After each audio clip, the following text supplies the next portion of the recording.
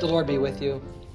And on behalf of First St. Paul's Lutheran Church, greetings in the strong name of Jesus. Back in March, we suspended in-person worship. And ever since that time, we have been longing and looking forward to coming back together to worship again. Now that opportunity is available to us. The Church Council has decided that this coming Sunday, we will have the first opportunity for in-person worship. We will still honor the same reasons we suspended worship in the first place, which means extra sanitation and protecting those who are most vulnerable. We still plan to have our online worship videos posted each week for Sunday worship, and we have purchased equipment in an attempt to live stream our services also each Sunday. We know that you wouldn't expect a pastor to tell you not to come to church, but we are going to encourage you that if you meet one of our criteria, to still worship from home. First, if you are not feeling well. Second, if you are 65 and older.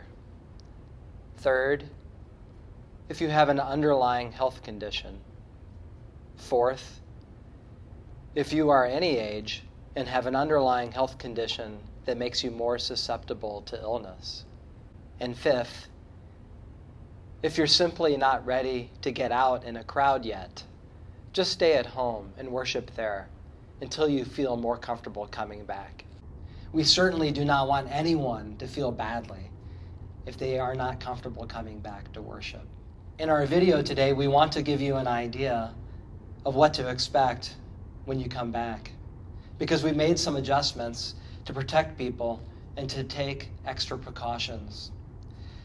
So today you're going to have an opportunity to see and to hear what worship might be like as you come in.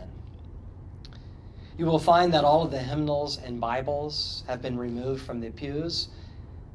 The bulletin will have the complete order of service and any hymns in them.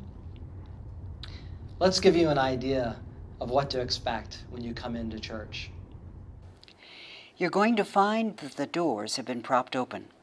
Hand sanitizers are all around the church. Greeters will not be at the doors, but an usher may greet you. You will not be handed a bulletin, but don't worry, they are already in the pews. Signs like this will be at the entrance to ask you to seat yourself. We will be using only every other pew for safe distance. Places to be seated are marked on the back of the pews. Bulletins are placed where you may sit. Every spot has 2 bulletins.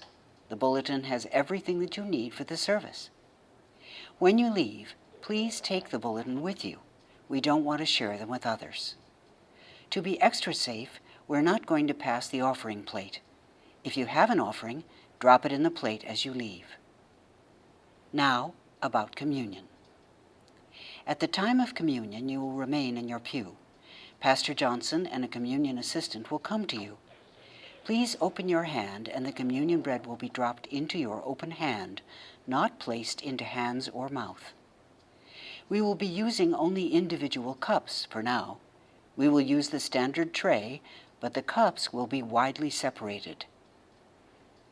They are also practicing social distancing. The communion assistant will turn the tray so that you can have the easiest access. Please keep the cup with you and dispose appropriately as you leave the church. The blessing of children will be done without touching them. The general blessing will be provided to all communicants at the end of communion. When the service comes to an end, we will encourage you to do a couple of things. Wait until the usher dismisses you to leave. The ushers will dismiss from the back to the front. Please take your bulletins and communion cups with you. The doors will be propped open for you to leave, and it would be better to visit with friends at a distance in the open area east of the church rather than in the narthex. Remember that these changes are temporary. We all long for the return to normalcy. But in the meantime, we want to err on the side of caution rather than put anyone at risk. We look forward to worshiping with you.